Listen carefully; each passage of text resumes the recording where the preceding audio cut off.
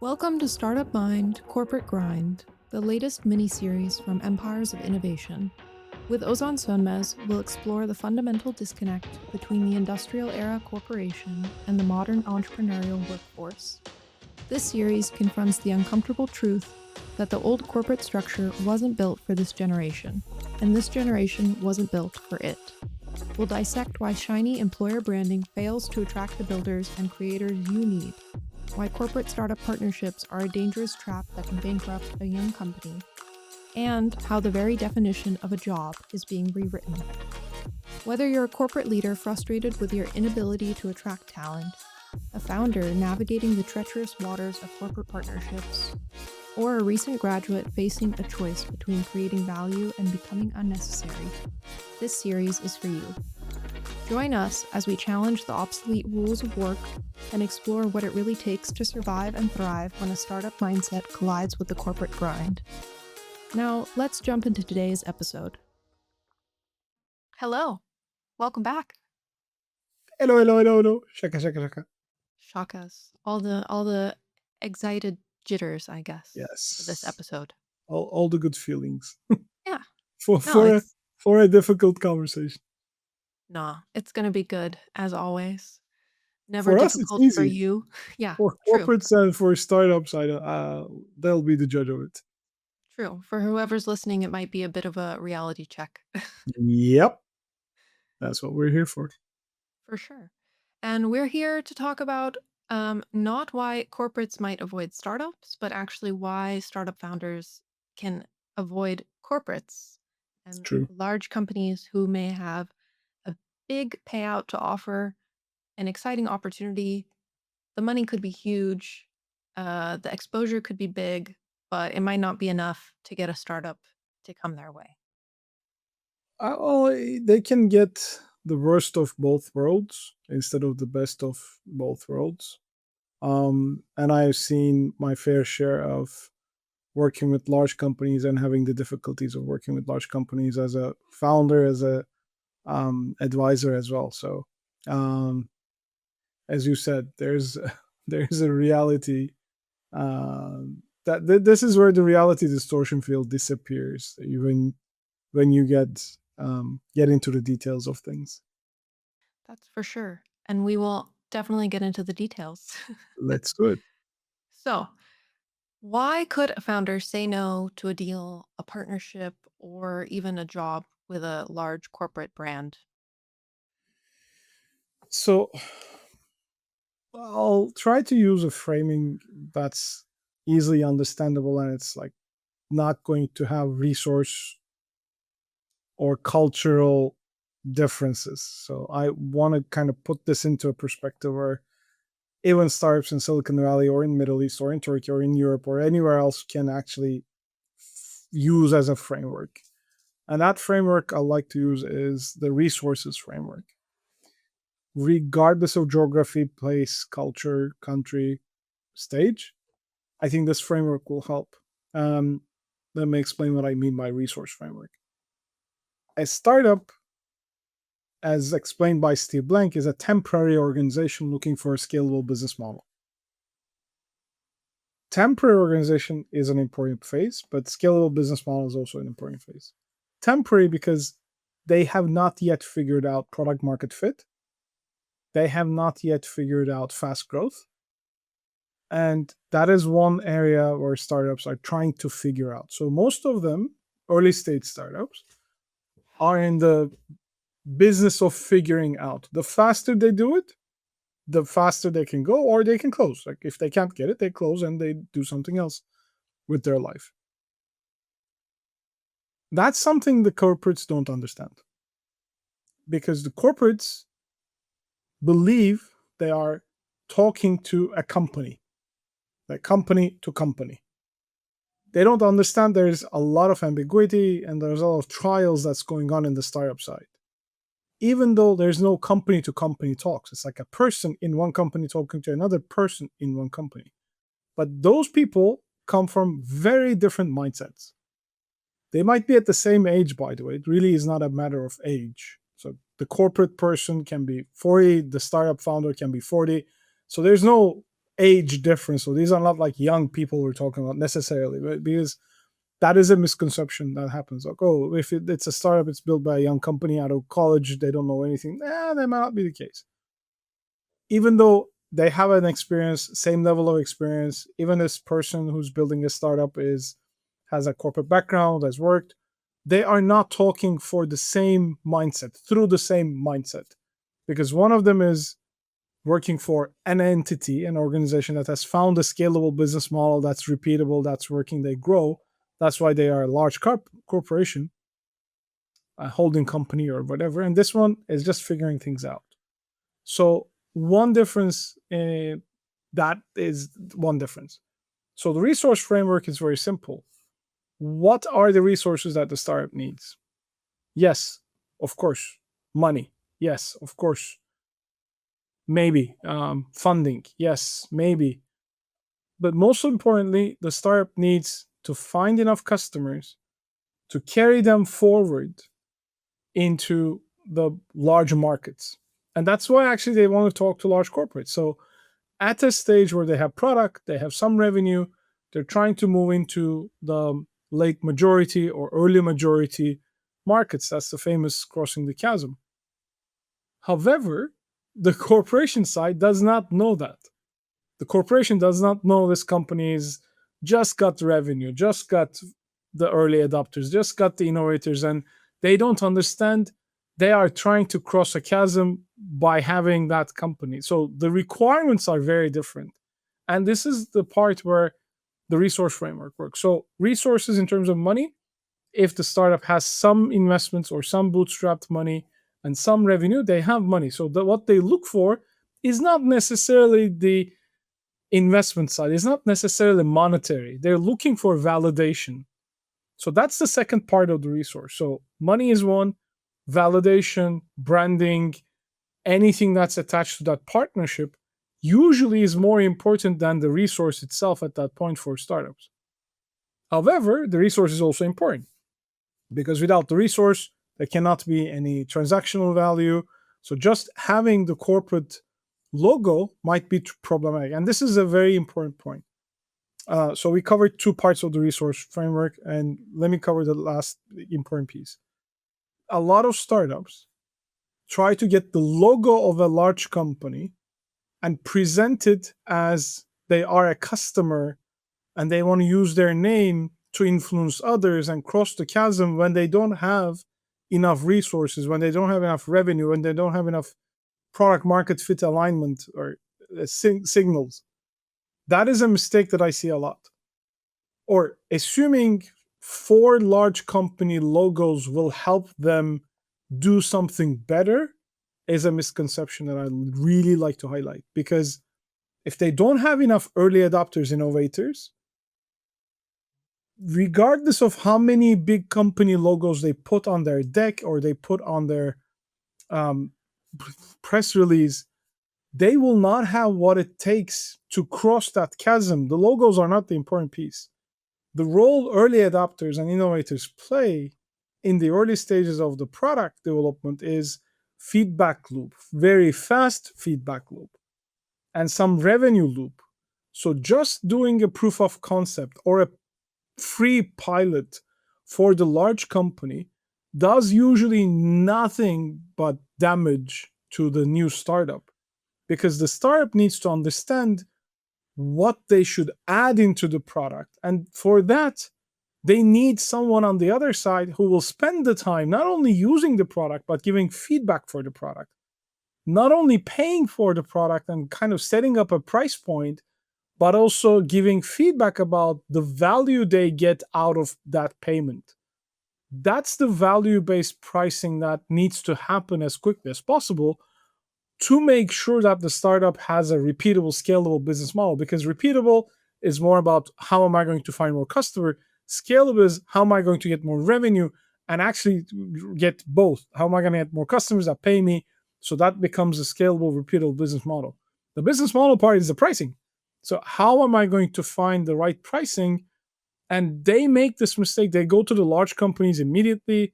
They say, okay, if I have this logo, this logo, this logo, they will be kind of vouching for me. A lot of people trust that it works for large companies. Whereas the large companies usually say, well, we can't pay you because you're not proven. And we have this huge limitations on product development, NDAs, disclosures, financial terms. So there's nothing beneficial for the startup in the corporate setting at that stage.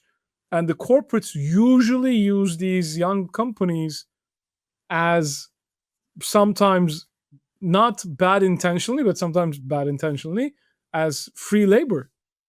They don't pay, they don't give any feedback on the product, and they actually do harm because they keep on saying, I need this feature, I need that feature, I want you to do this, I want you to do so. They drag away the attention and the focus of the product mind into a consultant mind. Because if you keep on delivering every feature that your corporate partner that you value so much, if you keep on doing what they tell you to do, you're not going to build a product. You'll build a scalable consultancy company, maybe at best.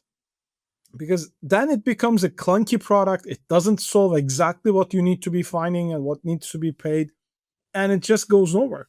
That is a big difficulty. So instead of trying to get the large company give you the logo for almost nothing but damage, startups has to understand there is a time and place to start approaching large corporates.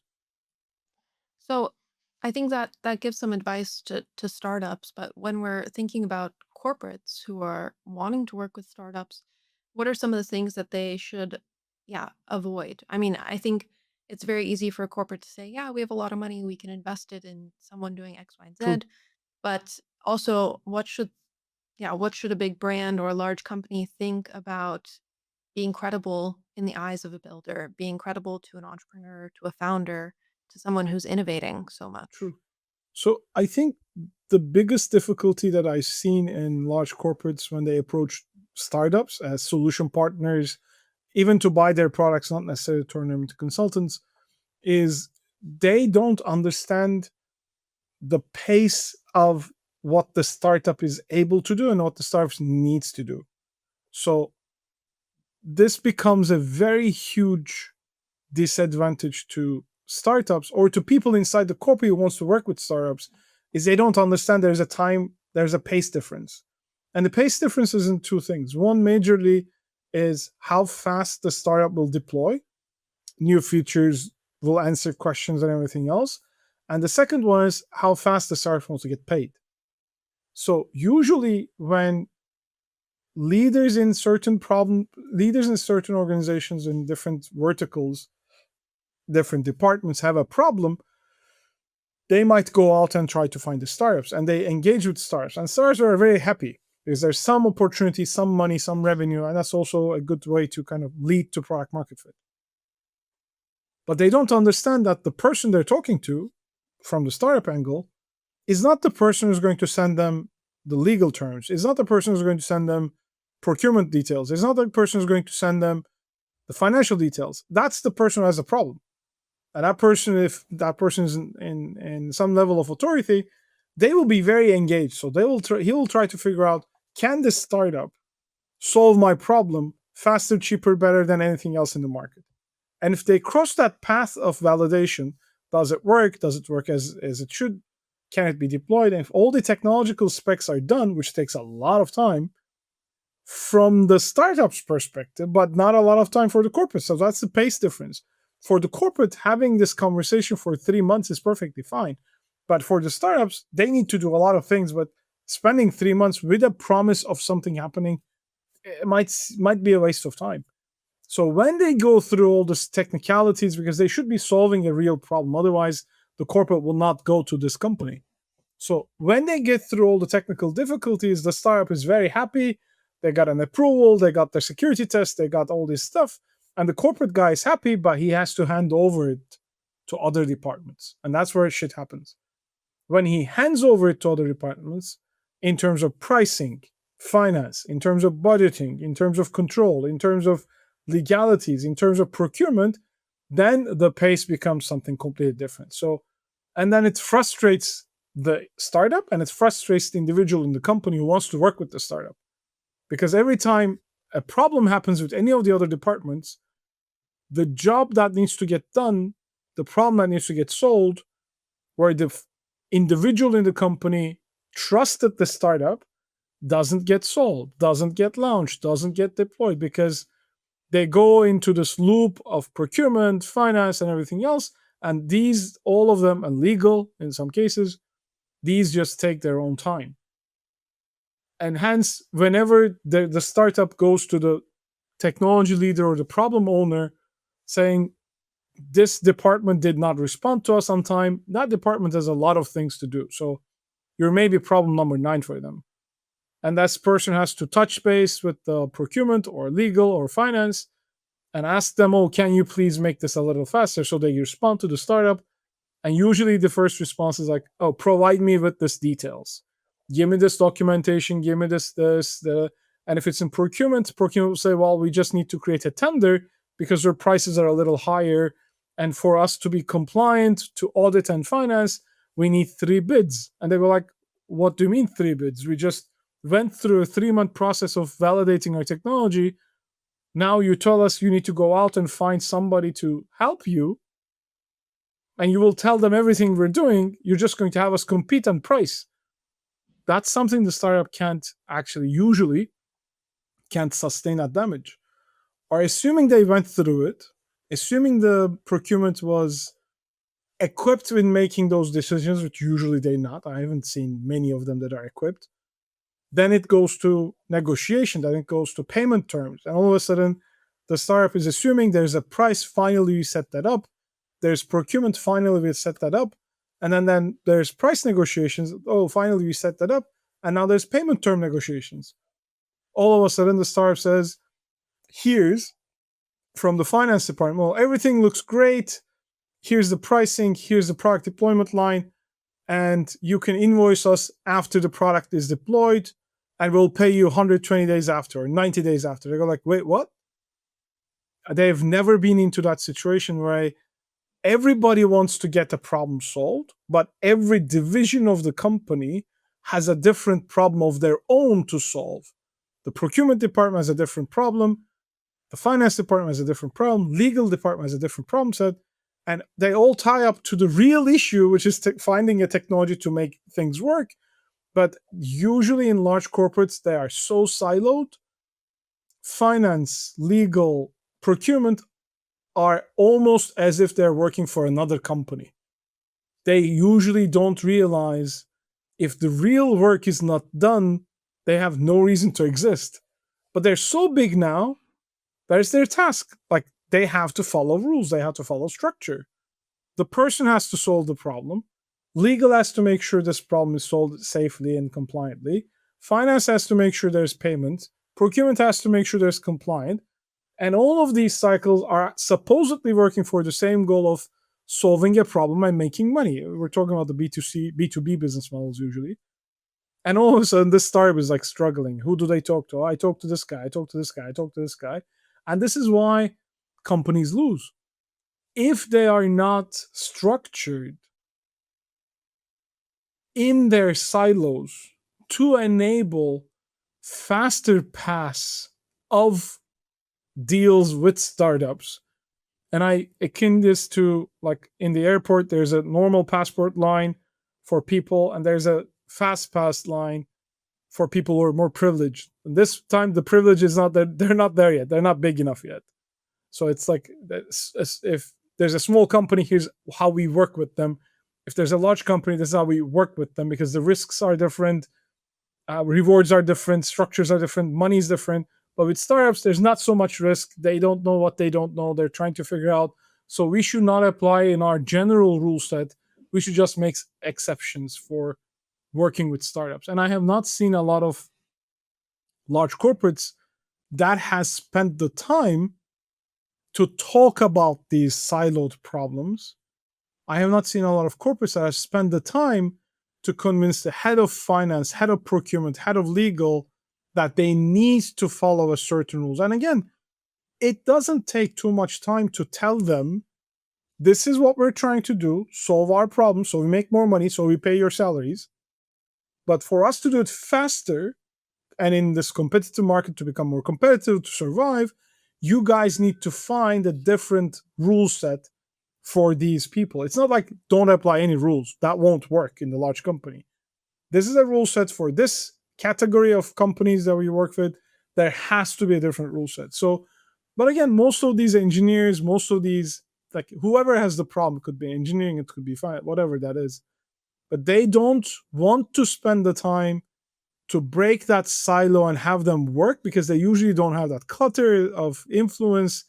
And they say, okay, I mean, they are a different department. That's not my cup of cake, not my circus, not my monkey. They will do what they do. I don't want to get involved. And all of a sudden, you don't want to get involved as a leader to educate your own internal processes to be changed. So that groundwork, when it's not done, everybody suffers back and forth many, many, many times over. And that's very inefficient. So, one thing we tell corporates is when you want to work with startups, do the groundwork before you announce a project about, oh, we're going to be starting working with startups. Just don't do that. Talk to your HR, talk to your legal, talk to your procurement, talk to your finance, tell them what you're worried about, and tell them to come up with solutions. And unfortunately, that has to come from top. Like it cannot come from any other division. It cannot come from operations. It cannot come from technology. It cannot come from sales or marketing, whatever the problem owner is. And most people in corporates actually forget that they're working for the same goal, which is to make more money as profitably as possible, as safe as possible. Now they're detached from the product, most of the legal services or financial services. They're detached from revenue, most of procurement. They think they know what about what's happening in the top line, but they don't know. They just look into the cost side. And all these silos create information gaps, and all these information gaps create the difference in pace. And that's why corporates really usually damage their reputation, even though the individuals have really genuine goodwill and trust in their hearts because they want to do business, but they don't spend the time to make sure the company is ready to do business with early stage companies or even smaller companies, we can say. I think that's pretty insightful already, but that's really hard to see from the outside. I True, think it's hard always. to notice unless you've been in a corporate and you've maybe been in multiple different functions Yes. in a larger company. You don't even Yes. see, even you could talk about two different sides of an organization only working with each other, not even Yep. connecting with Yep. people who work in a different office or whatever. So when founders and startups don't see this and don't know this, and you've mentored a lot of startup founders, you've facilitated a lot of accelerators and incubators. Mhm. What is the sort of general reaction when a corporate does reach out? And do you get in there and do you tell them, "Oh yeah, wait, think about it," or how do you go about Yeah, that? always. So the most important thing that we tell to startups when a company reaches out is ask them a couple of very simple set questions. Where are you in your organization structure? Like very simple. How much budget do you have direct control over? Like they don't need to give, oh, this year our budget is 1.25. No, they don't need to say exactly the budget, but is the person that's reaching out can make decisions, is able to make decisions? If not, who is going to be making decisions? Is this person that's doing the reaching out an influencer in decision making, even if they're not a decision maker itself? Or are they just collecting data? Because they usually are. Like they could be a procurement department that is reaching out to this young company because they have a process that requires them to get 3 bids and they just got 1 bid. They want to work with them. And now this procurement leader or manager or assistant, depending on the size of the company, they're just trying to fill out that 1, 2, 3 line. Like you might be just a checkbox. They may not be 100% honestly open about this, but you ask them the question, what is this about? Do you own the problem, or are you part of the decision making process that is going to lead to us to the problem owner? Like, are you a gatekeeper? What is this that you are actually? Like, you need to understand the internal dynamics. Simple questions. Do you have authority to sign a procurement order, RFP? Do you know who is the decision maker? If you're not the decision maker, if you don't own the budget, who is the budget owner? Who's going to make the final signature? Do you know? Can you share us the limitations of revenue or limitations on the financial structures? Is there a rule in your company that says if it's below this much amount of money, two people should sign? If it's above, five people will sign. What are the rules of engagement in a way? And of course, always ask about the timelines. Those are the critical things, because a lot of companies, the real problems might have delegated the search for a solution to their juniors, managers, assistants, whatever, or they might have just gone through what we described. They might have found a solution, are now their procurement is just trying to line up two other solutions so they can have a comparison and pricing and permits and blah, blah, blah. So you might be actually playing a very different game than the one that you think you're playing. And for lots of the startup founders that I talk to, I immediately ask them, if you can, ask them payment terms. Like, what is the average payment terms you are recently signing up for? Any company. And sometimes they go, oh, but I can't ask that question. It's very well, that's going to make you that's going to make or break you. Because I've seen one terrible case where the startup was approaching a large retail company that's selling consumer products. They had access capacity, the founder team. They went to this large retailer, and the retailer told them, okay, here's the order, month one, month two, month three. They were very happy at the beginning. But then they were also very happy that the order got big and big and big and big, and they almost got their full production capacity.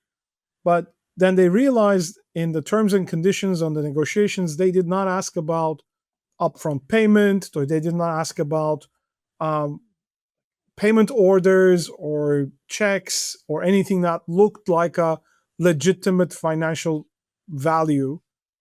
And they ended up supplying a lot of this tool, whatever that was, to the retailer.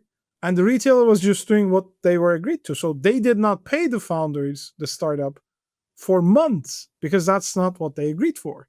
So all of a sudden, all this extra capacity is spent, the production is done, payments have to be production facility or equipment and raw material and people, and revenue is increasing, hypothetical revenue is increasing because that thing is selling, but there's no money coming in. And when confronted, there was actually absolutely no solution that was provided by the company, because I said, here's the agreement, you signed for it, you're paying for this, we're not supposed to pay you with this. And all of a sudden, the company was in a terrible shape.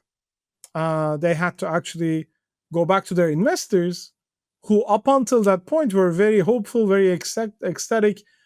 They could actually see the product they have invested in the shelves of a really large retail company. So they were very happy. So it was making it on paper, but it was not actually making it financially. So they had to actually put a lot more money in before they saw a piece of the revenue that the large retail was making. So they lost that negotiation. They didn't think about that negotiation too well. And by selling more, they almost went bankrupt. So, and it has nothing to do with the corporate. It has everything to do with how the corporate works. It's nothing to do with the person. They didn't have a bad intention to bankrupt this company. They said, how come you don't have a bank loan, a credit line? So that was the answer when this was confrontational a little bit. And it was like, we're a small company. No bank works with us. we don't have a credit line to take credits from. We needed you to pay us so that we can talk to the bank saying, now we have money, give us a credit line. So everything becomes a chicken and the egg. And that's why the startups need to be very, very, very careful. The minute some large company approaches them, they need to be extra, extra careful in trying to figure out. And also from the company side, they also need to have done this. We talked about the groundwork of talking to finance, talking to legal, talking to procurement, that there will be different rules and regulations possibly for the work that will be done by the young company. Otherwise, everybody's blameless, but the startup suffers. So, and the startup is blameless as well because they just made a good sale. They just found a large company as a revenue, as a partner.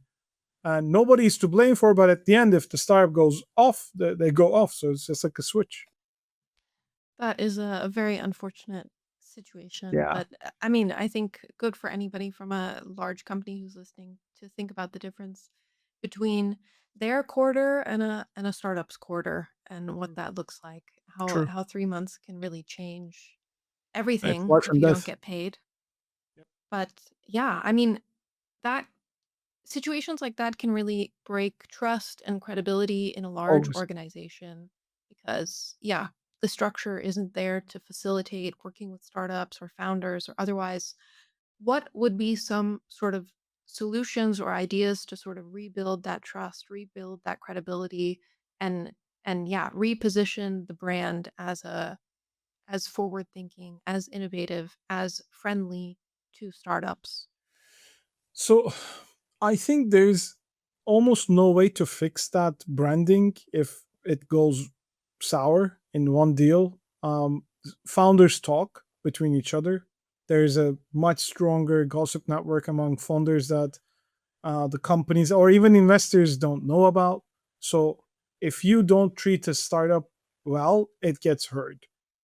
Slowly, fast, or like it gets hurt. So it starts hurting the company's reputation. I've seen this especially with corporate venture capital groups, where they represent a part of the company. That's why they're a little bit more bureaucratic. They're usually not incentivized. The leaders of those corporate venture capital companies are not incentivized as much as an independent VC, GP, or general partner is incentivized. So they see this part of their work. And if they're especially coming from that corporate's culture, they are used to do things like the corporate, not like the VC they should be. So they usually are like corporate VC, but they're not a VC. They don't act like one. And most VCs know it's the startup that makes a VC successful. But most corporate venture things, they're successful because of the corporate. They don't need to be successful because they find the right deals, they found the right investor, right startups. So that mindset is very dangerous for corporate venture capital. I think the biggest red flag I tell large or small startups that are approached by CVCs is this mindset. If your investment does not do well, if your startup does not do well, the venture capital general partner is okay with that. The experienced one, the one that's an operator, is okay because that he knows that's the job he's in or she's in.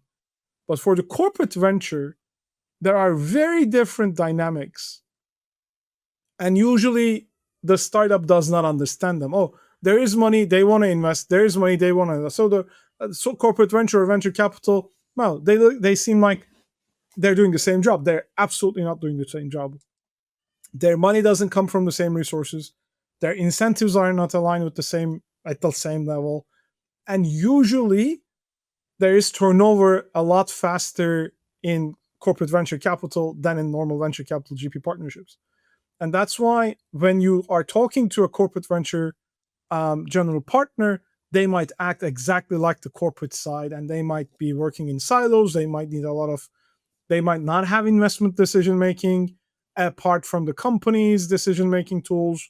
They might try to impose the same rules and regulations because that's easier. Oh, here's a finance division that the corporate has. everything the CVC does has to go through our finance department. Oh, we already have a legal department. Everything the CVC does has to go through our legal department. So everything becomes a very complex and cumbersome process instead of fast decision making process. So for startups, that is something they need to understand really, really well.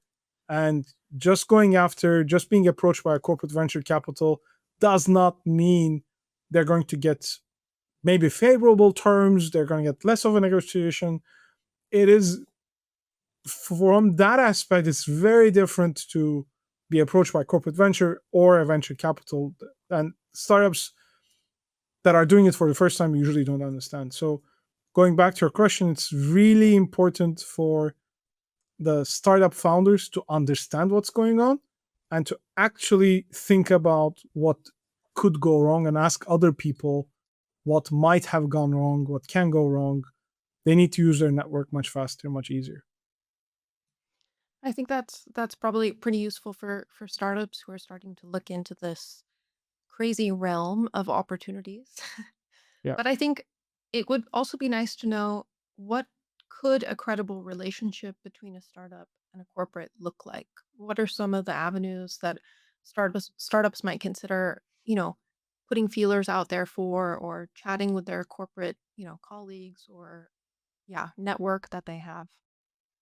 So I think the most important piece is having a transparent conversation and not assuming they know more, and just ask, not assuming anything at all.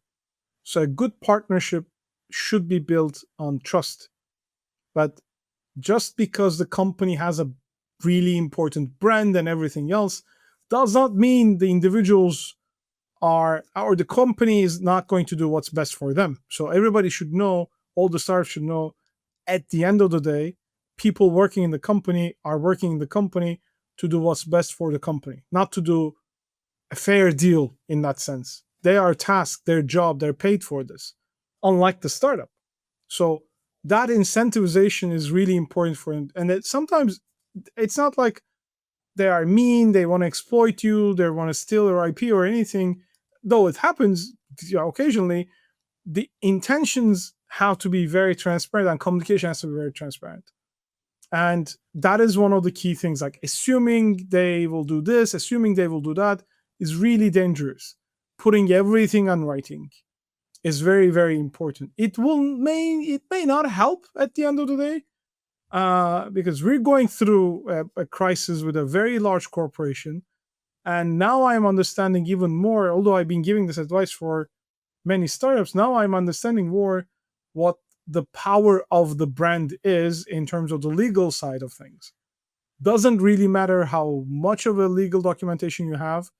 You need to find a lawyer to be able to sue the company if shit goes wrong. But then you cannot find a lawyer to sue the big company because they probably are more afraid to go after the big company in terms of their own reputation.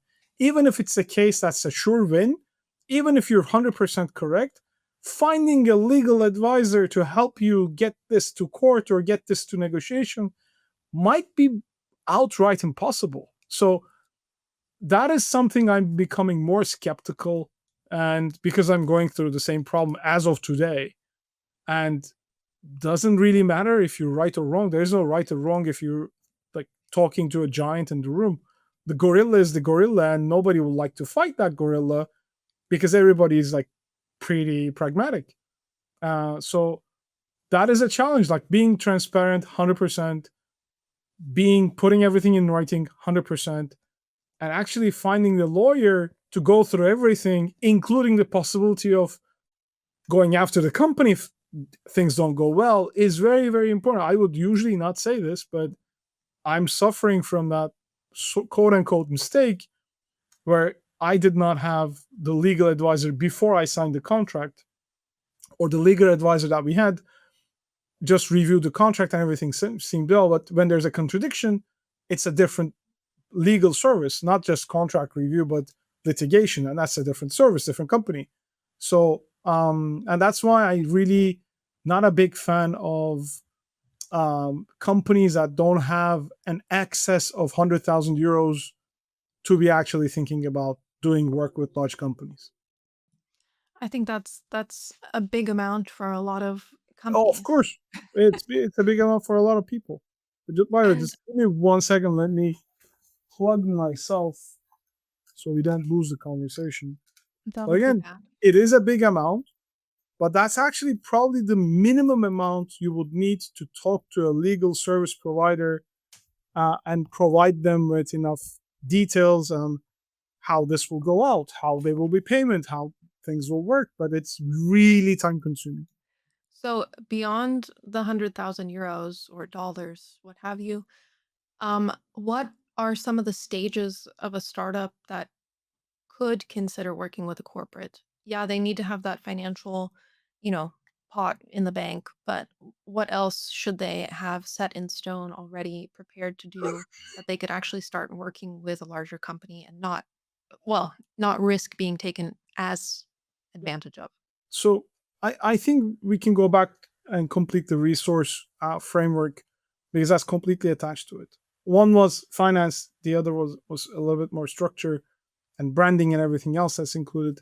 And the last piece of resources that founders need to consider if they have it or not is operational power. Um, Working with a large company could be all consuming. And you might be a brilliant founder with a great technology product, might have found the right partner, potential partner in the company who has the problem and might have convinced them. And you might be actually going not after the logos, but actually having building a partnership. And you might have gone through all the silos, everything might be working well. But a lot of the times, the real delivery of services requires not just the delivery of technology and product, but also the delivery of communication and operations. So one of the key things that I would recommend early stage companies or late stage startups with revenue, with product and everything else, is to have um, a customer success team. This rule, 80-20 rule, like you would usually get 80% of your revenue by 20% from 20% of your customers. That's more or less true in B2B settings, and B2C is different. But if you're looking into that analogy, if you know this large company will provide you 80% of your revenues, and if that's the case, you need to take really good care of them. And you always, always, always have to find the right communication style, communication mechanics, and operational mechanics to be able to keep servicing that client and never be over reliant on one of them. So you might have nailed one large company, but you definitely have to be going after many, because usually in about 3 years, the people in decision making power change, people that are working to solve this similar problem change. The person you're working with could have received a promotion because of the work they're actually doing with you, and then the next person could have absolutely no reason to work with you because they might have a different reason to work with somebody else, and they might not honor the partnership, because partnerships in large corporate settings, again, we should always remember they're done with people. So it's a people to people aspect. And if you're able to document that you're providing value, you are on par with market prices, everything works out, that does not guarantee that you're going to win a contract or you're going to keep on working with a partner. Everything changes really fast, really quickly.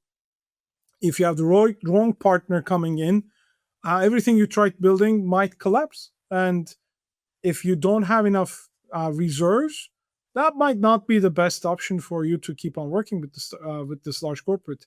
And also for the large corporate, when they have a really important problem, they don't go with startups. They don't go and solve it with early stage companies. They go with established brands, large companies. There's a saying that in the market that's like nobody gets fired because they chose IBM over everybody else. So that was the case at least for a very long time. And usually because of that, people in corporates who are there because they want security, reliability, and they want a career, they want retirement, they're working in the corporate for different reasons than what the founder is trying to do. So they are a different breed of people. They're not bad people. They're not good people. They're just people with different needs and expectations out of life. So nothing to blame for that side. I worked for large companies. I audited large companies. So I understand their mindset, but it's not the mindset of a founder. And at the end of the day, they're working for salaries most of the time. They're not going to be incentivized by the amount of money they have made by working with the startup and solving a problem. They're just doing their job. So when these incentivizations are not aligned, all of a sudden you might actually have a bad blood between who you're solving the problem for and the founder, because that person might be making a lot of money, creating a lot of resource and revenue and value for their company, and they might not be getting their fair share. They might not get a good raise. They might not get a bonus. And all of a sudden, you're doing everything. The company's making money. You're making money. But all of a sudden, that person stops not liking you as much. And there's nothing you can do about that. Except one, you can call it an insurance policy, is to have a very clear and transparent line of communication, is to have a very clear operational guide. When they don't want to work with you, large companies find a way not to work with you, regardless of what type of documentation you signed. So you need to make sure you keep on solving the people's problems, and it's very difficult. It's not usually relevant or immediately value creating for most of the founders, most of the startups. So that's why I think there is a maturity level, not in terms of revenue and number of people, but there's a maturity level that needs to be there for the early stage company to be able to go out and build a financially profitable win-win situation for the enterprise and everything else. But they also have to know they need to have backup plans all the time. So the minute they sign a contract with a large enterprise, they need to have everything in their power to try and find another one that is going to take as much time, as much resources to cultivate, to build, to get through all these silos and loops. So if things go south, there you don't get to decide, should I close my company or should I fire people? You get to decide, okay, let's move forward with another client and let's try to get this done. But um, that's easier said than done, of course. It always is, especially when you're talking about success and yeah, you're also talking about 100%. money, revenue, impact on people's lives. It's a Different lot. incentives, different actions. But I think this is super valuable information both for startups, for founders, but also Abs- for corporates and large companies who are starting to think about this. I think yeah, it's a lot when you have a big brand who says, "Hello, let's put our logo on your website and make you look even more Yeah, popular than you already are." But there's a lot to consider when taking that leap as a founder and taking that risk actually. it's great. And I think maybe one last word to uh, people working in decision making roles in corporates. Regardless of the amount of work your legal department goes through in signing NDAs on documentation, processes, and everything else, or even not disclosing the revenue or payment terms or anything that's you think is NDA-able, um, founders know what happens sooner or later. They usually have mentors that are similar, that are working in similar domains.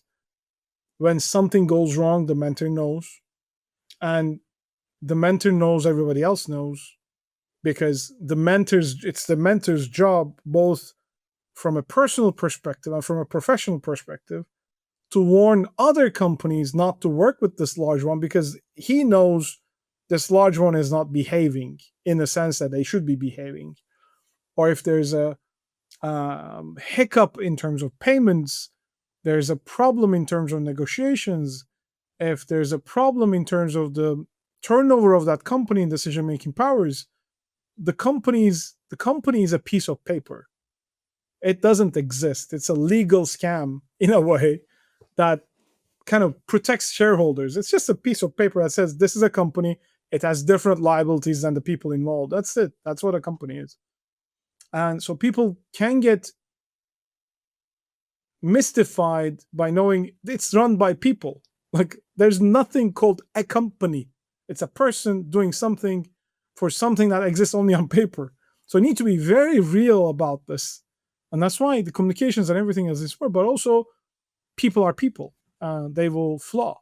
And if somebody else's flaw dangers your existence, has the potential to danger your existence, it's you who has to be very careful and very diligent. But regardless of the diligence and everything else, the founders has to be super, super, super careful. And the corporate people has to be also be very careful in these engagements because they think, oh, we just signed an NDA. They can't tell anyone how much we paid them. You guess. I know.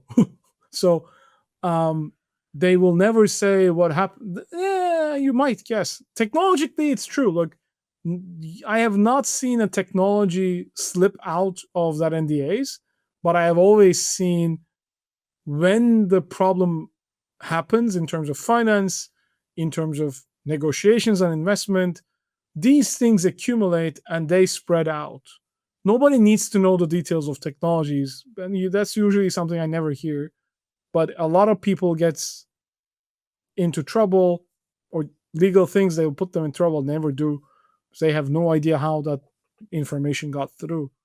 And if you have bad reputation, it just comes and kind of gets you in danger personally. So this is not to scare the corporate leaders in or tell them, oh, it's dangerous to work with startups. On the contrary, working with startups is probably the best way to create faster value and solving problems faster.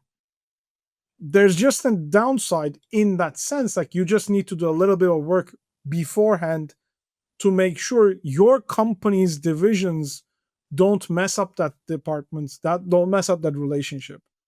So corporate leaders have to do internal work as much as external work to be able to find smart people solving problems uniquely compared to everybody else. I think that's a lot of valuable advice, and maybe the most important is it's a small world. News It is travels fast, and especially in entrepreneurial scene, in an innovative scene, everybody knows everybody, and that news will be shared one way or another. absolutely. So behave. That's the best advice you could give, probably. I think this was great. I think there's more for us to talk about. Yeah. And also for those who are listening to also check out one of our last mini series, which was about Yes. business reimagined and a lot of the aspects of corporate entrepreneurship, entrepreneurship, True. True. True. and culture, of course, is a huge player in all of this. But we'll continue the conversation. Doesn't stop. Yeah. We have a lot of war stories ourselves, and we know a lot of startups internationally, globally, regionally that have become reliable partners for very large companies, and all partners benefited from it. So when I say I really mean like for a company executive professional trying to identify the problems inside the company and finding reliable solution partners is easier within the startup community um, because there's a pace difference. If you want to solve something fast, try new things and figure out how that fits. Working with startups is the best option. If you do the groundwork, it will be match made in heaven. That's for sure. We can hope anybody who's listening is actually We seriously do, we do. considering that. And hopefully our next episode has maybe a bit more positive tilt to what that Well, could it look is like. positive. Like we really endorse this whole thing between startups and corporates, as long as everybody know what they're getting themselves into. For Transparency and sure. communication is key. For sure. Cool. Thanks Thank so you. much. We'll catch you in the next one. Thank you. It's great talking to you again. Take good care. We hope today's conversation has given you a stark look at the challenges and choices facing today's workforce and the companies that want to hire them. Don't forget to subscribe to Empires of Innovation for more unfiltered discussions. For more about Ozan's work, visit www.mrozanmez.com. This is Startup Mind Corporate Grind, signing off.